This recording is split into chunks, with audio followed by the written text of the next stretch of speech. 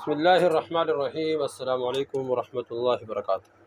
دوستو، جمعہ کے دن یہ وظیفہ ہے، اگر اس وظیفے کو جمعہ کے دن پابندی کے ساتھ کیا جائے ہر جمعہ، تو اللہ جل شانہ اس وظیفے کی برکت سے اپنا گھر عطا فرمائے گا، وسیع رزق اللہ جل شانہ عطا فرمائے گا، مال میں برکت عطا فرمائے گا، تجارت میں برکت عطا فرمائے گا، تمام مشکلات کو حل فرمائیں گے اور تمام حاجات کو پورا کرنے کے لیے یہ وظیفہ بہت زبردست ہے۔ خاص کر مالی رکاوٹ، مالی پریشانی، تجارتی رکاوٹ، تجارتی پریشانی، گھریلو رکاوٹ، گھریلو پریشانی کے لیے وظیفہ بہت زبردست ہے۔ اس وظیفے کی برکت سے اللہ وہاں سے مال عطا فرمائے گا، وہاں سے اللہ جل شانہ روزی عطا فرمائے گا جہاں انسان کے وہم اور گمار بھی نہ ہو۔ دوستو، بہت آسان۔ چلو دوستو، کون سا وظیفہ ہے جس کی برکت سے اللہ جل شانہ ہمارے تمام ضروریات حاجات کو پورا فرمائیں گے؟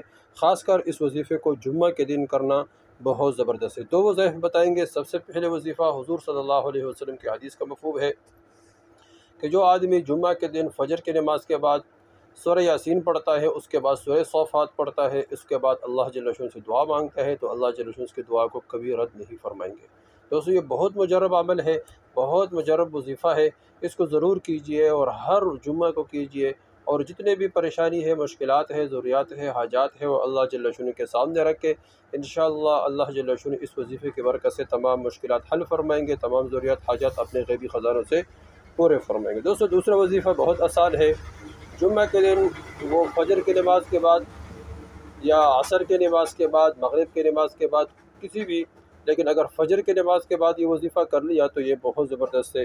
41 مرتبہ پڑھے یا باسطو، اور پھر سورہ کوثر 7 مرتبہ پڑھے، اس کے بعد حسبی اللہ و نعم الوکیل یہ 41 مرتبہ پڑھے۔ یہ 3 اعمال ہو گئے۔ یا باسطو 41 مرتبہ پڑھے اور سورہ کوثر پڑھے 7 مرتبہ، حسبی اللہ و نعم الوکیل پڑھے 41 مرتبہ، اور اس کے بعد اس کے اول میں بھی 11 مرتبہ درود شریف پڑھنا ہے اور آخر میں بھی 11 مرتبہ درود شریف پڑھنا ہے۔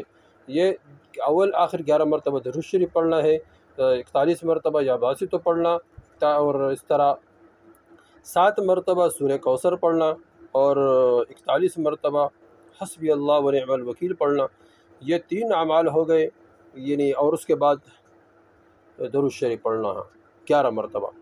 سب سے پہلے جو عمل ہم نے بتایا سورہ یاسین، سورہ صافات والی، وہ بھی علیحدہ عمل ہے اور یہ علیحدہ عمل ہے، یہ وہ علیحدہ وظیفہ ہے، یہ علیحدہ وظیفہ ہے۔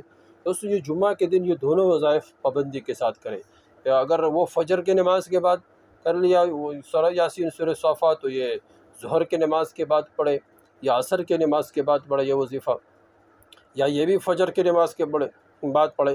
انشاءاللہ یہ دونوں وظیفے اگر پابندی کے ساتھ پڑھ لی جائے تو اللہ جل شانہ ایک تو روزی میں خوب وسعت عطا فرمائیں گے، دوسرے گھریلو جو پریشانی ہے اللہ جل شانہ وہ تمام کے تمام دور فرمائیں گے، اور اللہ جل شانہ تجارت کی رکاوٹیں دور فرمائیں گے، اور اللہ وہاں سے روزی دے گا جہاں انسان کے وہم اور گمان میں نہ ہو، اور اللہ اتنا روزی انسان کو دے گا کہ انسان کو سنبھالنا مشکل ہو جائے گا۔ تو یہ وظیفہ پابندی کے ساتھ، یقین کے ساتھ، لا تقنطوا من رحمت اللہ، کبھی بھی اللہ جل شانہ کے رحمت سے نا امید نہ ہونا۔ اللہ جل شانہ کہ جو آدمی اللہ جل شانہ پہ یہ گمان رکھتا ہے کہ میرا دعا قبول نہیں ہوتا ہے، تو اللہ اس کے دعا کو قبول نہیں فرماتے۔ تو اس طرح یقین کے ساتھ، پابندی کے ساتھ، پورا امید کے ساتھ، پورے یقین کے ساتھ ان اعمال کو کیا جائے اور اس کے بعد دعا کی جائے، انشاءاللہ اللہ جل شانہ تمام ضروریات حاجات اپنے غیبی خزانوں سے پورے فرمائیں گے۔ تو اسے وظیفہ خود کرے، آگے شیئر کرے، اور تاکہ سب کو فائدہ اور کوئی بھی اس سے کے فائدے سے محروم نہ رہ جائے، اور سب کی دنیا اور آخرت کی تمام ضروریات حاجات اللہ جل شانہ اپنے غیبی خزانوں سے پورے فرمائے۔ آمین ثم آمین۔